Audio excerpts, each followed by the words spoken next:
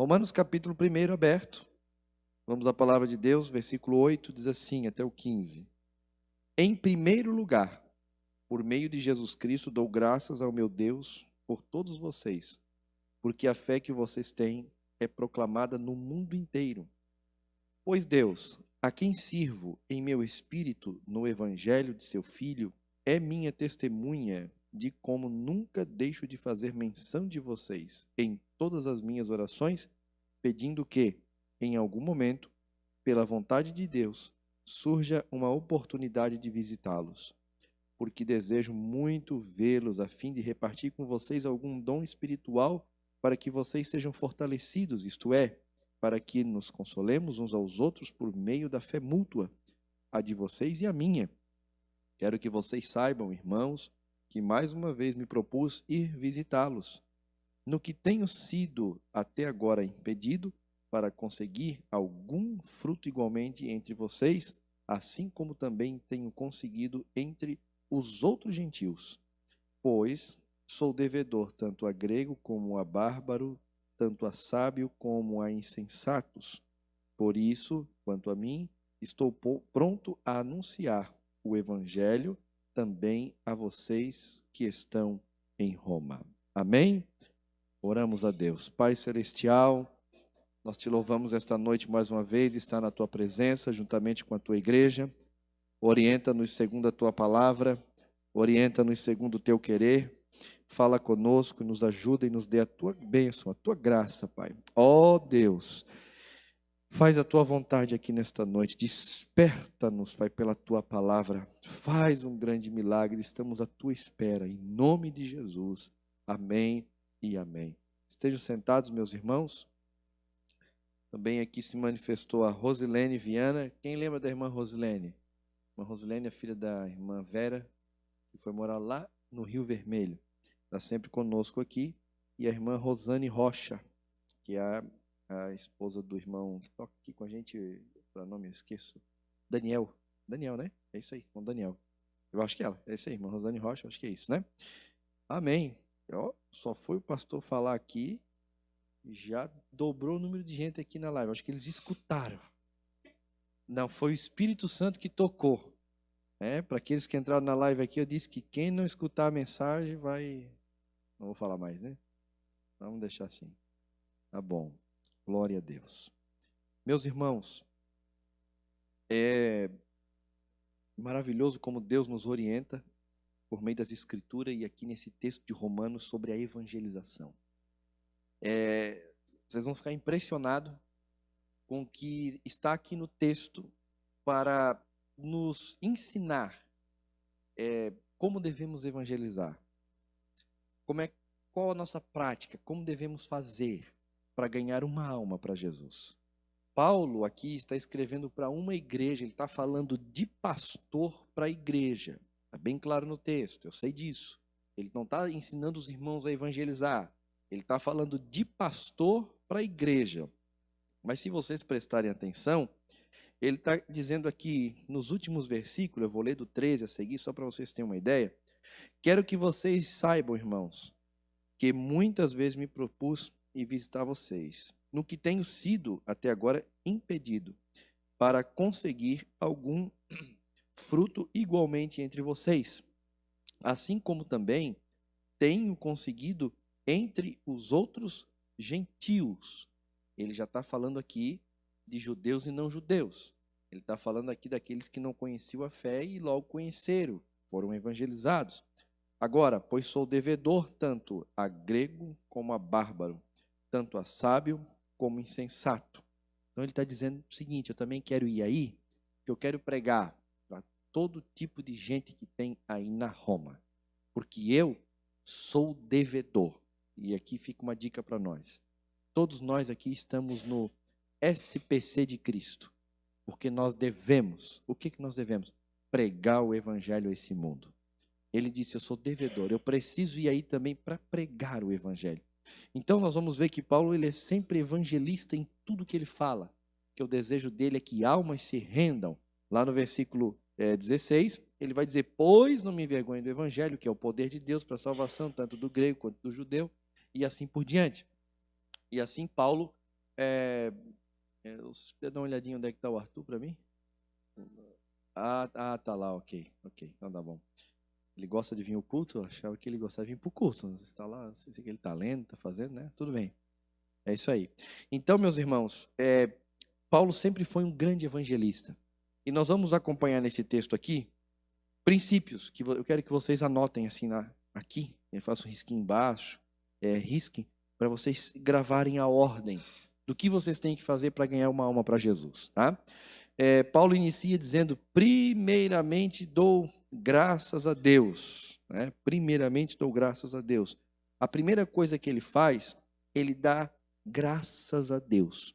A primeira coisa que nós devemos fazer, meus irmãos, é ser gratos a Deus por onde Ele tem nos colocado para fazer a sua obra.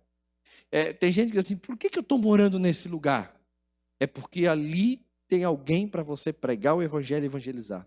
Por que eu estou estudando, trabalhando, pegando ônibus, fazendo a minha vida conforme ela é? Deus nos colocou, Ele nos plantou. Lembra lá em Jerusalém, quando a igreja estava só dentro de Jerusalém e Deus queria que o evangelho espalhasse pelo mundo? O que Ele fez? Botou perseguição e fez que os crentes tudo fosse espalhado. Ele não chamou individual, Ele não levantou em profecia e disse tu para lá, tu para cá. Ele disse: deixa comigo. Mandou ali uma perseguição e os crentes, era crente para tudo quanto é lado, fugindo. Mas aonde eles chegavam, eles pregavam o evangelho. Agora eu creio que Jesus nos chamou, nos plantou aonde nós estamos, com quem nós convivemos, para que ali nós devemos ser testemunhas do nome do Senhor Jesus. E para isso devemos ser gratos do trabalho que nós temos, grato da rua onde nós moramos, do bairro onde nós estamos, ser gratos a Deus e entender que ali nós chegamos, e aquela comunidade que nos cerca, as pessoas que nos rodeiam, os amigos que nós temos, as pessoas que nos acompanham, ser grato por isso. Obrigado, Jesus, porque tu me deu almas para ganhar para ti. Glória ao nome de Jesus. Essa é a primeira coisa. Tem pessoas que não compreendem, não entendem, não sabem o porquê que ele está naquele lugar, porquê que ele está naquele emprego, porquê que está naquela situação, porquê que está passando. Até os nossos sofrimentos, muitas das vezes, Deus quer fazer algo grande, quer salvar uma pessoa, e isso é fazer algo grande, e Ele nos coloca num tremendo sofrimento.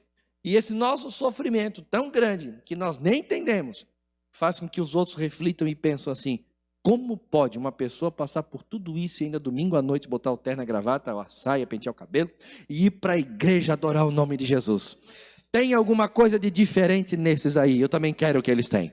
Isso é maravilhoso. Então seja grato a Deus. A primeira coisa que um ganhador de almas ele é grato a Deus. Porque se você for ingrato ao Senhor pelo que tu tem, pelo que você passa, você vai dizer para alguém assim: ó, não vem para o meu Jesus porque ele é injusto. Mas se você é aquele que está sempre grato a Deus por todas as coisas, oh glória a Deus, as pessoas olham para você e dizem assim: eu quero a vida que ele tem, ter o mesmo Jesus que ele tem. E isso é gratidão. Paulo disse: eu dou graças a Deus por vocês. Paulo vai escrever uma carta para ensinar eles. Eles estavam cheios de problema, mas eu dou graças a Deus por vocês, porque a fé de vocês é conhecida em todo mundo. Oh, isso é maravilhoso, aleluia. Paulo era grato pela igreja que o Senhor lhe deu. Paulo era grato pelo povo que o Senhor lhe deu. Paulo era grato pela situação que até que ele estava vivendo, porque tudo contribuía para o bem do evangelho de Cristo Jesus. Você é grato pelo trabalho, por tudo que Deus tem te dado? Você é grato? Glória ao nome de Jesus. Mas a segunda coisa que Paulo destaca aqui, e em linhas gerais, seria a primeira coisa importante na evangelização, está no versículo de número 9. Paulo vai dizer assim, 9 entrando para o 10. Ele diz assim: porque Deus... Então, antes de eu dar continuidade aqui, risque a palavra aí, dou graças, tá? E você não vai esquecer, se quiser fazer mais anotação do que eu falei, dou graças, ser grato a Deus, tá? Ser grato a Deus por tudo que você está passando. A segunda coisa está no versículo 9 e 10, que diz assim: porque Deus, a quem sirvo em meu espírito, no evangelho de seu Filho, é minha testemunha de que incessantemente faço menção de vós em todas as minhas orações. Qual é o ponto principal aqui, irmãos? Jamais, essa palavra jamais parece que impede Deus de agir, né? Não é nesse sentido que Deus, quando quer fazer, quer agir, ele faz e pronto. Mas é a forma do que Deus colocou para a igreja seguir. Deus vai agir na evangelização, no ganhar almas, quando primeiro nós iniciamos na oração. Você não vai ganhar almas se você não orar a Deus e pedir aquelas almas ao Senhor. Paulo vai dizer em Colossenses 4, 2 e 3, ele vai dizer o seguinte, alguém consegue abrir aí? Senão eu abro aqui para ser mais rápido. Eu não descrevi o versículo. Ele vai dizer assim, eu vou citar como eu sei e vocês podem acompanhar por aí. Paulo vai dizer assim, irmãos, orai por mim, para que a porta da palavra, acho que só confere e vê se eu erro, que a porta da palavra se abra e para que eu fale como convém falar. É isso, né? É isso aí. Olha que interessante. Paulo está dizendo, eu tenho que ganhar almas para Jesus, mas eu preciso de oração. E ele orava. Ele está dizendo, eu tenho feito incessante oração por vocês, lá para os irmãos de Roma. E aqui em Colossenses ele pede ajuda na oração.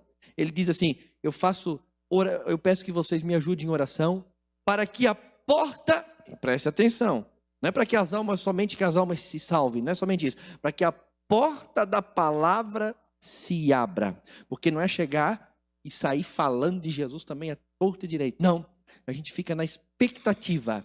De repente uma palavra, uma chance, uma oportunidade, a portinha se abriu. Opa! Agora, evangelho. E aí Deus opera.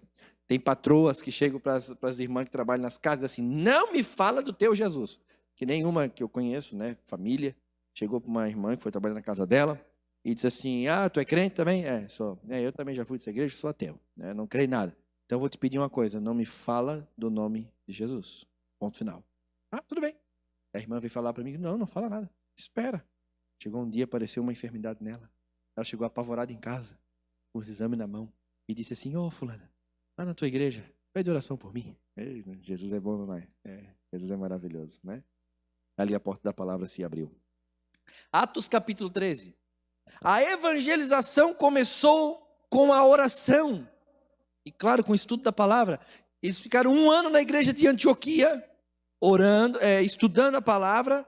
E aí quando foram orar, jejuando e orando, disse o Espírito Santo, apartai para mim Barnabé e Saulo para uma obra que eu tenho preparada. Irmãos, se nós não somos homens de oração, nós não ganharemos alma para Jesus. Nós precisamos ser homens de oração. Eu lembro-me que eu tinha um vizinho, que esse vizinho irmão, já contei isso aqui, irmão do irmão Zoel, homem duro, bravo. Meses antes de eu chegar para morar lá no Rio Vermelho, pastoreava a igreja ali no Canaã, ele tinha dado um tiro no genro. O genro estava lá incomodando a filha, ele puxou a garrucha dele lá e deu um tiro, pegou aqui, saiu aqui e quase matou o coitado, ficou respondendo, não deu tempo de prender, ele morreu.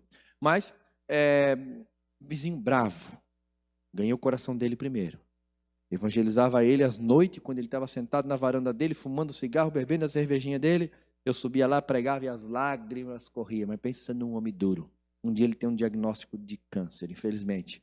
E aí a gente foi lá visitar ele, eu fui lá visitar ele. Quando eu cheguei para visitar ele, cantei uns hinos, li a palavra, que eu fazia isso já quando eu visitava ele. Cantei uns hinos, li a palavra, fizemos um convite, se rendeu a Jesus chorando. Porque queria se batizar. Fez uma festa de aniversário e esse pastor Giliardi tem que estar aqui. Saí daqui e fui lá. O Hélito foi uma vez comigo lá visitar ele. Não sei se foi no culto do aniversário, acho que não. Foi uma outra visita. E a gente fizemos um culto, foi uma bênção e ele morreu e foi para a glória com Jesus. Eu fui no meu caderninho de oração e risquei o nome dele. Esse está salvo. Glória a Jesus. Mas tem os outros para continuar orando. Aleluia. Peleje pelas almas em oração. E deixa eu dizer uma coisa para vocês que talvez você não sabia. Salmo 2:8 vai nos dizer que até Jesus Cristo, para ganhar as almas, ele teve que pedir ao Pai, ele teve que orar. É o nosso mestre. Ele foi para a oração para que as almas fossem arrebatadas. Salmo 2:8 diz assim: pede-me e te darei as nações por herança. Era Deus Pai falando com Deus Filho, é uma profecia, claro. E ele tinha que orar para que as almas viessem. Lá em Marcos 1:37, nós vamos ver que Jesus antes acaba de curar a sogra de Pedro. Multidões vêm até a casa, ele cura também. E quando vai amanhecer o dia, muitos vinham procurar Jesus. Onde estava Jesus? E Jesus estava no monte, retirou-se para orar, até que Pedro descobriu onde é que ele estava. Mestre, vamos, a multidão te espera. E ele diz assim: não, nós temos que ir a muitos lugares, algumas cidades que ainda não foi pregado o evangelho. Ele foi para pregar, irmãos, mas antes de pregar, ele passou uma madrugada em oração, o nosso mestre. Quem quer ser ganhador de almas para Jesus aqui? Comece na oração. Comece na oração. Ore por ele, ore por ela. Clame a Deus, pegue um caderninho, coloque o nome das pessoas que você vai começar a orar. Vocês estão entendendo isso? Vocês não vão esquecer disso? Façam isso hoje. Coloque no caderninho da oração o nome das pessoas que vocês querem orar para Jesus salvar. Coloque lá e comece a orar por ela, para que Jesus salve a alma dela, e esteja disposto você a ir e evangelizar. Uma hora a porta da palavra vai se abrir, e você vai lá e vai testemunhar do nome do Senhor, e você vai ver grandes coisas que Deus vai fazer através da tua vida. Oh, glória ao nome de Jesus. João 17:20 vai falar da oração sacerdotal de Cristo antes dele ir para o Getsemane. Ele diz: Pai, eu estou aqui orando não só por esse, mas aqueles que iam de ser salvos. Jesus já intercedia por nós, meus irmãos, que somos aqueles que haveriam de ser salvos. Ele já orava por mim e por você. Não tem, amados e queridos irmãos, salvação de almas sem oração pelas almas. Há uma história verídica, e os irmãos podem me ajudar aqui. Não sei se foi William Carey ou foi outro que ele evangelizava a Índia. Não sei se é ele. E quando ele veio à Inglaterra para visitar a família, quando chegou no barco, saltar do barco, que é muitos meses, 3, 4 meses dentro de um barco, naquele tempo, ele foi saltar, ele quebrou o pé, e aí ele teve que ficar, e logo ele queria retornar, ele teve que ficar, mas ele orava, ficar até se recuperar, mas ele orava, antes e dizia assim: Senhor, me dê 100 homens, para que eu consiga ganhar essa Índia para ti, Senhor. Me dê 100 homens. Ele orava, e ele não conseguia. Quando ele chega, ele quebra a perna, e ele tem que ficar agora deitado. Não é igual hoje, que bota tala, ferro, e bota uma bota, coloca uma bota ali, pega as muletas e sai andando, e vai jogar futebol ainda com a perna quebrada. Não, nos dias de hoje não é assim. Naquele tempo não era assim. Ele ficou na cama. Ele disse: o que eu vou fazer na cama? Ele mandou botar o mapa da Índia na frente dele, e todo dia ele ficava orando pela Índia: salva almas, salva almas, salva almas. Me dê 100 homens. Aí o que aconteceu? Os jovens vinham para vê-lo, e ele começava a ensinar aqueles jovens. A conclusão vocês já sabem, né? Ele juntou 100 jovens, e quando ele curou, foi quando os jovens ficaram prontos para ser missionário, de um dia para o outro, a perna dele curou. Ele embarcou no barco, levou todos eles para lá e continuaram a obra da evangelização. Tudo pelo poder da oração. Oh, glória a Jesus! Por isso que muita gente diz: eu não tenho conteúdo para orar, pastor. Pega o mapa mundi e começa a orar por aquele lugar. Vai num bichinho chamado Google e ali você pesquisa. Começa pesquisando assim: janela 1040. Quem não sabe o que é janela 1040? Irmã, mais alguém não sabe?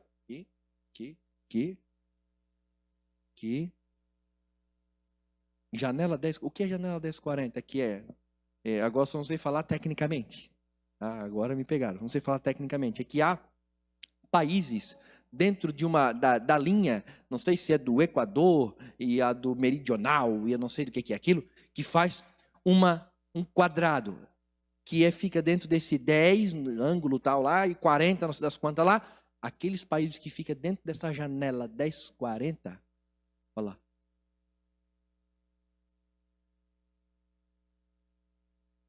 Isso.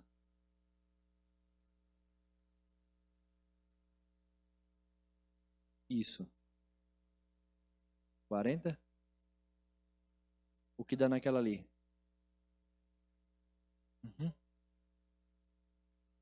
Totalmente fechado para o evangelho. Vai na janela 1040, descobre os países, vai no Portas Abertas e começa a orar por aqueles lugares. Chorar, clamar. Você vai estar fazendo um grande trabalho no reino de Deus. Amém, meus irmãos? Paulo ainda vai dizer em Romanos 10:1. Irmãos, a boa vontade do meu coração e a minha súplica, minha oração a Deus, a favor deles, são para que sejam salvos. Paulo orava pelos irmãos romanos, judeus, os irmãos judeus. Ele estava dizendo, olha, os meus irmãos aqui, os judeus, estão perdidos. E eu oro, ele vai chegar ao ponto de dizer, acho que no próximo versículo, que eu estava disposto a ir para o inferno para que eles fossem salvos.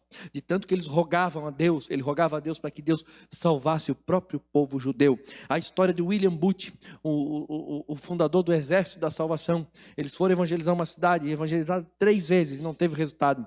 No final, William Booth disse assim, ore pela cidade antes de evangelizar. Oraram e não se salvaram. Eles voltaram e disseram, esquece, essa cidade não tem salvo aí, Jesus não vai salvar ninguém nesse lugar. Daí ele disse, então vamos chorar pela cidade? Começaram só a chorar, e as almas começaram a se converter naquela cidade. Oh, maravilha! Isso é maravilhoso. Amém? Então risque aí, meu irmão. Faço menção de vós em todas as minhas orações. Primeiro, somos gratos a Deus. Segundo, por quem Deus nos dá. Segundo, oramos, clamamos, pedimos, choramos por essas almas, tá bom? Segundo ponto, terceiro ponto, está ainda no versículo 10, vou ler todo o versículo 10. Em todas as minhas orações, suplicando que, em algum tempo, pela vontade de Deus, se me ofereça boa ocasião de visitá-los. Queridos irmãos, deixa eu dizer uma coisa para vocês. Nós não ganharemos almas ficando aqui dentro da igreja. Jesus pode salvar almas aqui? Pode. Salmo 1 às vezes é mal interpretado. Não devemos andar no caminho dos pecadores, nem se assentar na roda dos escarnecedores. E aí a gente diz assim, olha, não me misturo com os ímpios. Maravilha, não é verdade? Não é assim que muitos falam? Já viu aquele versículo de Paulo que diz assim, ó, não vos associeis com os ímpios. Não está lá? Está ou não está? Tá? 1 Coríntios 5. Mas não para por aqui o versículo. Ele diz assim, eu não falo dos do mundo, porque senão vocês teriam que sair do mundo. Eu falo daqueles que se dizem irmãos e não são. Já viu isso? Tremendo esse versículo, né? Isso é tremendo. Jesus era conhecido como aquele que sentava e comia com os pecadores. De um tempo que se a gente visse um crente andar com algum ímpio, a gente dizia, está desviado. O que não pode é ficar na roda do escárnio, estar no caminho do pecado, fazer o que eles fazem, ser influenciado. Mas devemos estar lá para a verdade, a vontade de Deus é pegar nós assim, tudo preparadinho no evangelho, diz, vai para o mundo, sejam mundanos. Que isso, pastor? Não, é isso. É no sentido de estar convivendo no mundo, não praticando o pecado do mundo. João 20:21 diz assim, assim como o Pai me enviou, eu vos envio. Se a palavra igreja é chamados para fora, não é chamados para dentro. Tá? Chamados para fora do mundo. Quem é um cristão? Ele tira do mundo e puxa para fora. Mas ao mesmo tempo ele prepara e envia de volta para o mundo. Para viver sempre fora do pecado, do mundo, do sistema do mundo, mas infiltrado nele, pregando o evangelho de Cristo Jesus. Isso é maravilhoso. Mas o que é ser crente hoje? Vim no culto e receber a bênção. Você veio buscar uma bênção. Outro dia a gente canta esse corinho. O que não devemos fazer? Concordar com o pecado, praticar o que eles praticam, deixar ser influenciado, tudo isso que eu falei. Mais erros nós cometemos. não devemos viver isolados como um eremita. Tem gente que é tão santo, mas tão santo, que ele vem para a igreja assim. Ele não olha nem para a direita e nem para a esquerda. Capaz até do carro atropelar. Né? Assim ele vem. Chega na igreja, ele fala com os irmãos. Você tem que ser amável no meio desse mundo. É lá que nós temos que ser amável. Aleluia. Oh, glória. Já vieram dizer para mim assim, mas tá metido em política, rapaz. Tu vai estar lá no meio dos... É lá mesmo. Olha, difícil quem teve lá e sobreviveu. Mas disse, não, só revelou quem ele era. É isso. Esses dias me pegaram, não é porque a política é suja, que a política é podre, que a política é corrupta. Eu disse, não. A política começou com Deus, lá no Jardim do Éden. Como o Adão governa sobre todas as coisas. Podre é o coração do homem.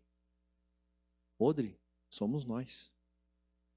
Mas se nós andarmos em Cristo Jesus, eu já preguei aqui, eu já falei, já ensinei. Lembra dos 3 profetas no tempo da Babilônia? Um ficou no templo, outro ficou lá no meio do povo, outro ficou no palácio. Nós temos que invadir todos os lugares. Tem gente que vai ser muito usado aqui, tem outros que vão ser usados como professora, professor, como médico, como advogado, como gari, como... nós temos que se influenciar, tomar todos os lugares de influência da nossa cidade para pregar o evangelho, não para dar escândalo, mas para pregar o evangelho de Cristo Jesus.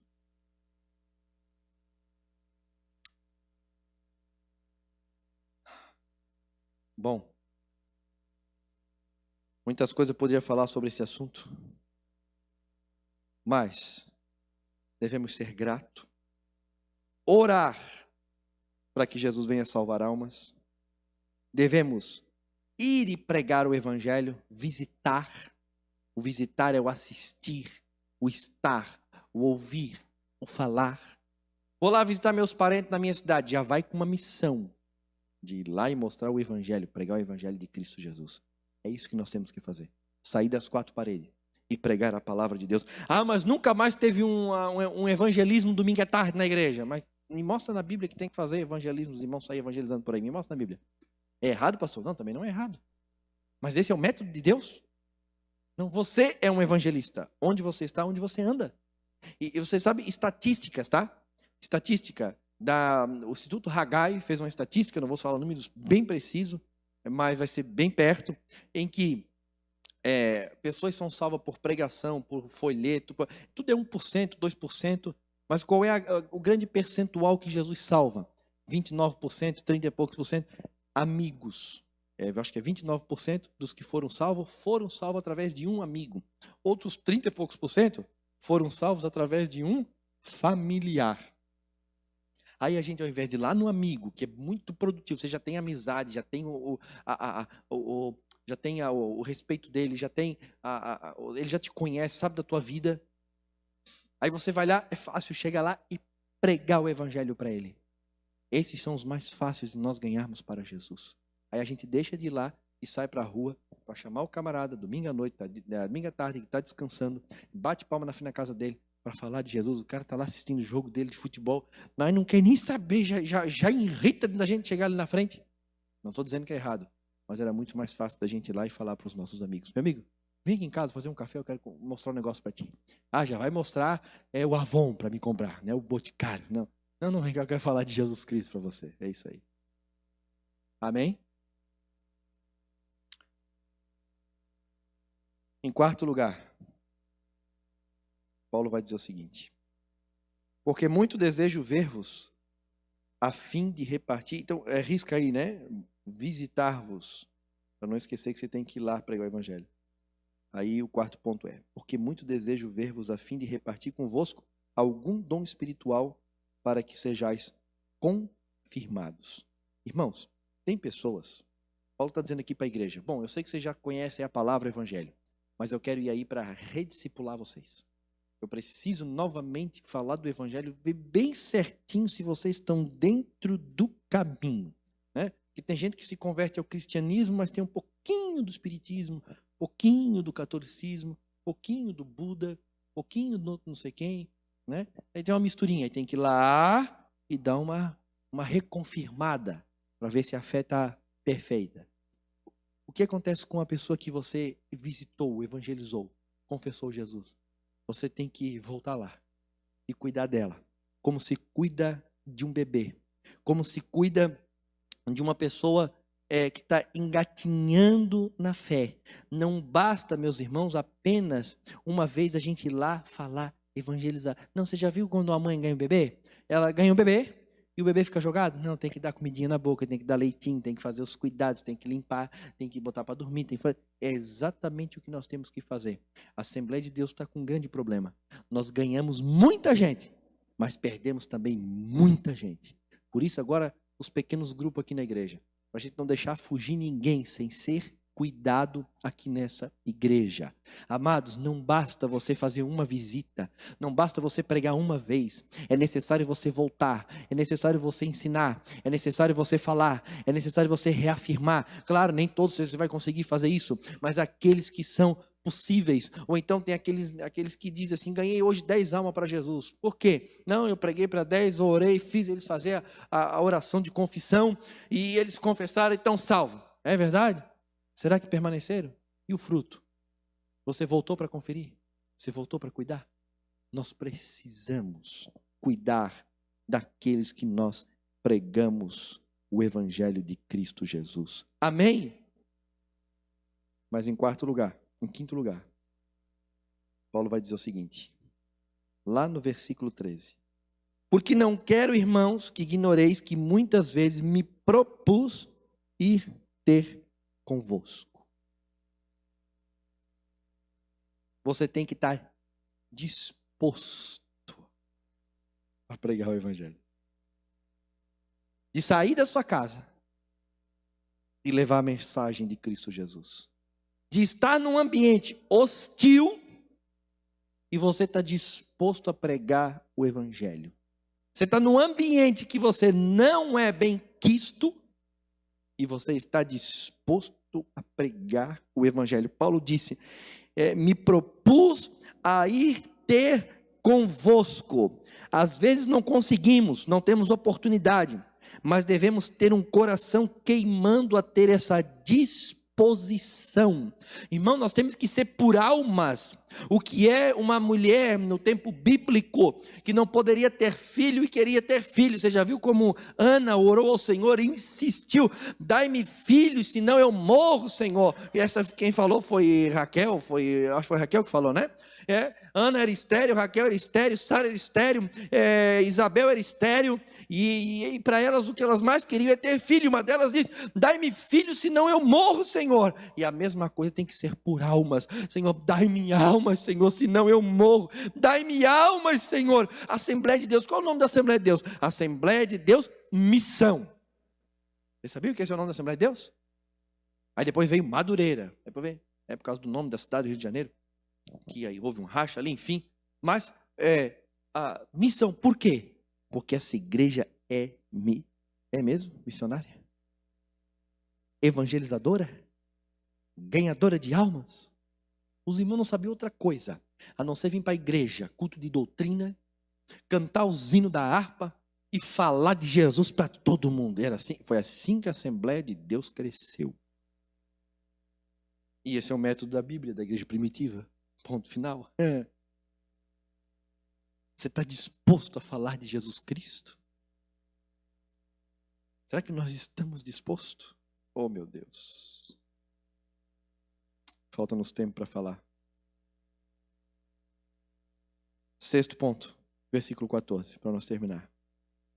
Pois sou devedor, tanto a grego como a bárbaro, tanto a sábio como a ignorante. Escuta isso. Você não pode fazer acepção de pessoas para pregar o evangelho. Você não pode fazer pré-julgamento. Já viu aqueles que dizem assim, esse não tem jeito. Você deixa de crer no poder do evangelho. Não, esse daí esquece. É esse que Jesus ama. Lembra do gadareno? Quem viu o gadareno dizia assim, só matando. Mas Jesus foi lá e libertou ele.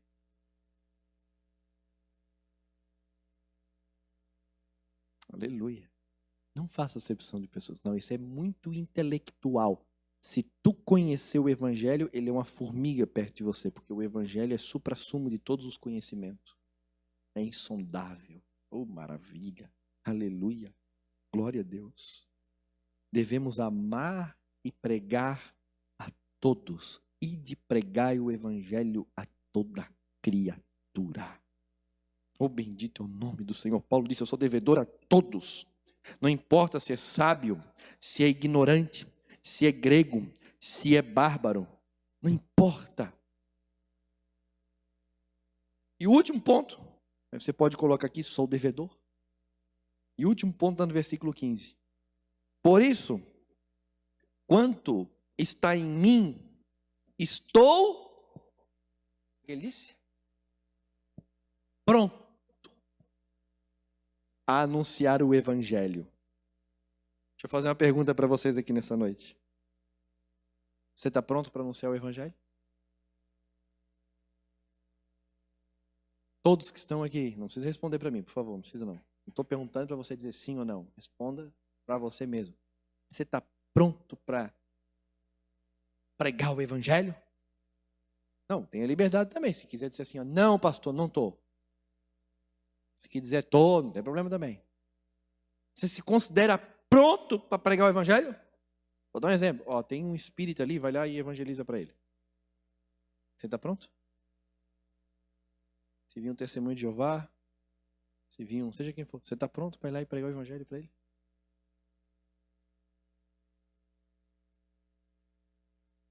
Você tem certeza?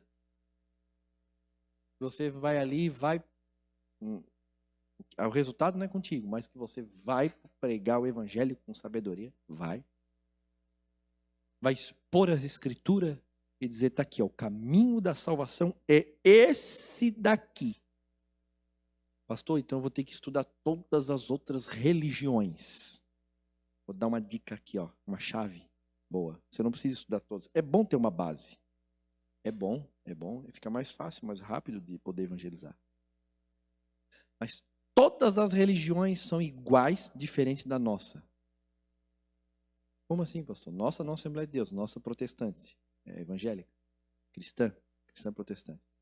Todas, inclusive a cristã católica, todas, elas precisam de alguma obra do homem para ser salvo. Todas. Todas é salvação meritória. A nossa é a única que é unicamente pela fé. Então esse é o ponto. Todos eles vão ter que ter alguma coisinha para poder chegar em Deus. E nós precisamos mostrar o caminho que é só Jesus Cristo. Então aqui você já sabe que todos eles vão... Aí essa testemunha de Jeová vai dizer que Espírito Santo é energia, que Jesus é um profeta, né? Como também o Islã vai dizer que Jesus é um profeta. Né? A testemunha de Jeová, a adventista, vai crer como a gente crê na salvação, mas acrescenta os ensinos de Ellen White, que aí vai ter uma doutrina deles lá que é terrível, que é quando Jesus, eles dizem que Jesus entrou num santuário lá e fez um sacrifício lá no céu. Tem um nome essa doutrina, eu esqueci. Eles vão também, eles não creem no inferno, é aniquilacionismo, né? O que mais? Eles têm aí a guarda de certos ritos e costumes lá. Isso aí eu acho assim que eles são muito idosos na fé, né? Porque deixar de coisas que já são sombras, né? Só que eles colocam como regra de salvação. E não é todos os adventistas. Tem adventista que não guarda nada disso, né? Mas se você souber pregar o evangelho único, puro e santo, basta para você anunciar o caminho da salvação. Você está pronto para pregar o evangelho, meu irmão? Pronto e está pregando o evangelho? Aleluia. Porque eu quero terminar com essa palavra justamente por isso, porque se você não está pronto, não perca mais as terças-feiras. Nós vamos começar a entrar no que é a mensagem do evangelho, para você anunciar esta palavra. Amém? Quem quer ser um evangelista?